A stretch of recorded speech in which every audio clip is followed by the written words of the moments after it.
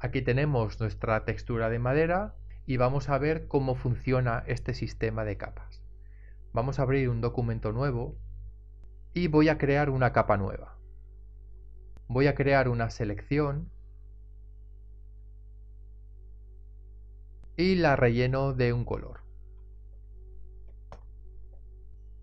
Ahora creo otra capa. En esta capa 2 quiero pintar unos trazos, pero quiero que todo lo que pinte esté justo dentro del cuadrado azul, que no me salga para nada. Si pinto libremente, puedo pintar por todas partes. ¿Cómo podría pintar solamente en el cuadrado azul? Según la metodología que hemos visto hasta ahora, podría ir a la capa del cuadrado, cargar la selección apretando control, y ahora si me voy a la capa 2, si pinto solamente puedo dentro del área de selección. Pero ¿habría alguna otra metodología? Claro, creo una capa nueva con la selección del cuadrado activada. Creo en esta capa nueva una máscara de capa. Ahora, siempre que pintemos sobre esta capa, pintaremos dentro de esa máscara y no nos podemos salir. En realidad, sí que nos estamos saliendo del área de la máscara. Lo que ocurre es que la máscara oculta toda la pintura que queda fuera de ella. Si selecciono la máscara y la elimino, el programa pregunta: ¿quieres aplicar la máscara antes de eliminarla? Le digo que no aplique nada. Y ahora podemos ver todo el contenido de esa capa. Estaba pintando por todas partes, pero solo veíamos la pintura que caía dentro de la máscara. Para pintar la textura de madera, he utilizado todas estas capas y todas estas flechas que señalan hacia abajo son máscaras de recorte. Para crear una máscara de recorte es tan fácil como escoger una capa, clicar con el botón derecho del ratón y escoger crear máscara de recorte. ¿Veis? Ahora ya esa capa tiene una flecha indicando a la capa inferior. La máscara de recorte funciona de la siguiente manera. Cuando tengo esta capa, la capa 2, que parece que está anidada dentro de la capa 1, pinto en ella y solamente se ve la pintura de la capa 2, la pintura que está justo dentro del área de los píxeles de la capa inferior. Mirad, si vamos a la capa 1 y voy a pintar por esta zona, por ejemplo, podemos ver cómo se descubren otros trazos que antes estaban ocultos. Este es otro método para pintar con capas, en lugar de usar las máscaras de capa. Para muchos casos es preferible este modo, porque si tengo que pintar una gran cantidad de capas, como va a ser el caso de la textura de madera, y todas ellas tienen que estar dentro de un área en concreto, si usásemos máscara de capa nos obligaría a crear máscaras de capa en cada capa. Vamos a verlo. Con esta metodología de la máscara de recorte, vamos a volver a empezar y veréis que es muy rápido. Tengo mi capa con el color base. Creo una capa nueva, botón derecho, crear máscara de recorte y ya puedo pintar dentro del área de la capa base. Voy a crear otra capa más. Botón derecho, máscara de recorte, cambio el color y pinto. Capa nueva, botón derecho, máscara de recorte y pinto. Como veis es un modo muy ágil de pintar varias capas dentro de un área delimitada. Vamos a cambiar la metodología. Vamos a probar a hacer esto con máscaras de capa. Selecciono estas tres capas, fuera. Tenemos el área delimitada con el color base.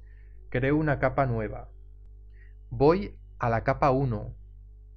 Selecciono el cuadrado apretando control. Voy a la capa 2.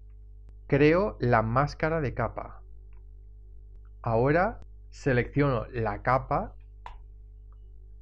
y ahora ya puedo pintar. Si ahora quisiera pintar en otra capa dentro de este cuadrado, creo una capa nueva. Voy a la capa 1, selecciono el cuadrado. Voy a la capa 3, creo la máscara de capa. Paso a la capa 3, escojo el color y ya puedo pintar. El resumen es que, siendo el resultado el mismo, usando máscaras de recorte y máscaras de capa, el método de trabajo difiere un poco. Vosotros veréis en qué situaciones os conviene utilizar un método u otro. Ahora que ya sabemos cómo funcionan las máscaras de recorte, volvemos al archivo de la textura para ver cómo se han gestionado las capas. Tengo aquí desplegado el grupo de las capas que conforman los listones laterales. El proceso que he seguido es, basándome en la plantilla de Vs, he pintado el color base. He seleccionado los píxeles que están pintados en esta capa. Están pintados con el color base.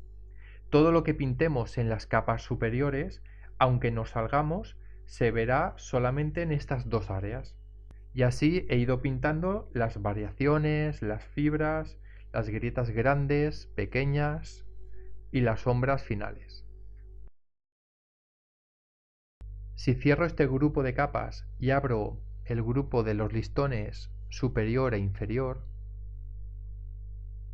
es lo mismo. Desmarco todas las capas. Aquí vemos las áreas coloreadas corresponden con la zona donde voy a trabajar. Luego está la capa con la variación de tonos, las fibras. En este caso, en los listones superior e inferior, he creado otra capa con variación tonal. Le he llamado variación tonal 2.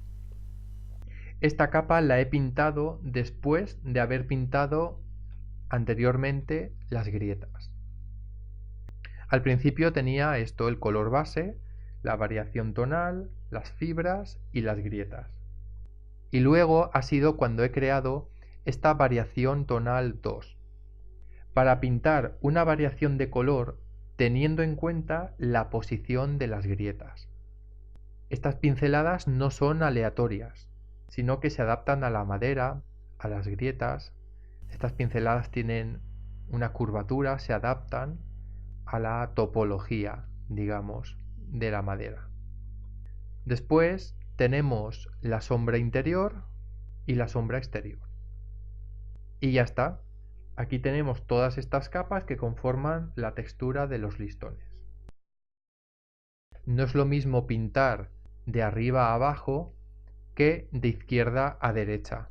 Recordad que tenemos la posibilidad de voltear el lienzo, como yo he hecho en este caso para pintar los listones superior e inferior.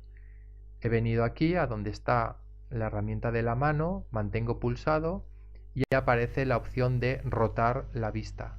Desde aquí, si yo le marco 90 grados, se girará el lienzo, puedo pintar tranquilamente los listones y después, cuando acabe, vuelvo a colocarlo en la posición original.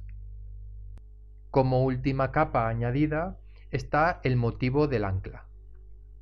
Es una imagen PNG que he descargado de internet a la que he pintado una máscara de capa. Voy a desactivar la máscara de capa clicando sobre la máscara y apretando Shift en el teclado. La desactivamos momentáneamente y así vemos la imagen original. La imagen original era esta.